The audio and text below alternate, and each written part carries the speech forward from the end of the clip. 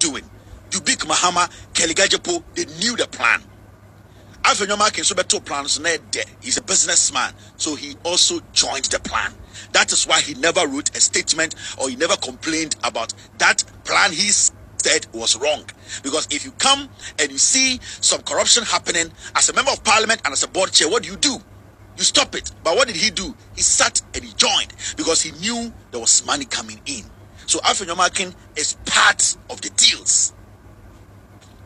Now, kind of final part of a year 57. This is what it says. The Papani Sieve, it comes nowhere close to a procurement boss. So the plan started from 2023. Omi maame nom de tegu besho and a damage.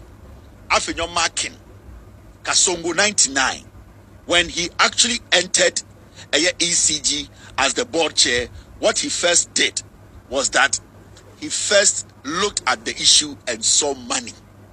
He saw red meat. He did not complain. He did not come out and say there's some corruption happening here. Afenyo-Markin did not complain about the corruption happening at ECG. Afenyo-Markin, at the end of the day, I don't want his CV. I don't even want to read his CV. Afenyo-Markin joined the crime. And it's in the original parliament, Eka say, the crime that has been committed, we should forget about it and then let's do it, let's not do it, NDC, MPP. Let us all come together and make sure that the custom for any system na enye juman yan work and fix the system. Afenyo-Markin is 100,000% corrupt and guilty of a crime. And this is what Honorable Afenyo-Markin had to say.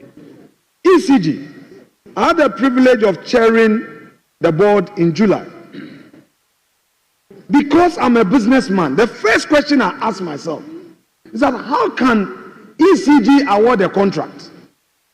And when the contract is awarded, all the person does is deliver at the port, present bill of lading, and request for payment.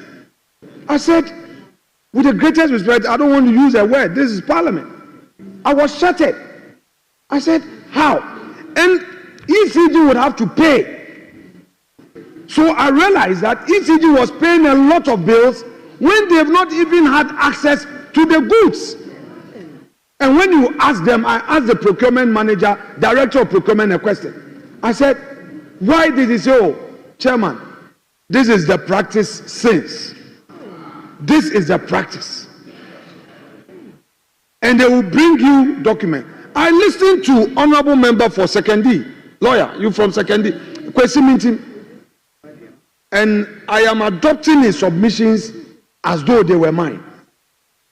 The time has come. This politics, somebody says MPP, NDC, it's a system problem that I will any day support this minister to embark on reforms.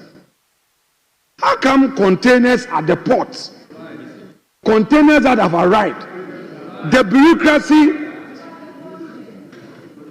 bureaucracy at our ports, they say the containers are missing. Mr. Speaker, it is true that when these containers come, there is some connivance with some customs officials and they sell these containers, these cables that ECG needs after the supplier has been paid.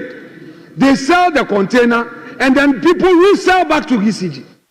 Are we pretending we don't know? Instead of us to pay attention and kill the rot, then we come here, then MPP, NDC, so now they say, oh, maybe it's happening on the MPP, it's happening on the NDC. No. An honorable minister, I know what you can do. If we can give you support to do it, you must adopt a posture, a non-partisan posture, and tackle the rot.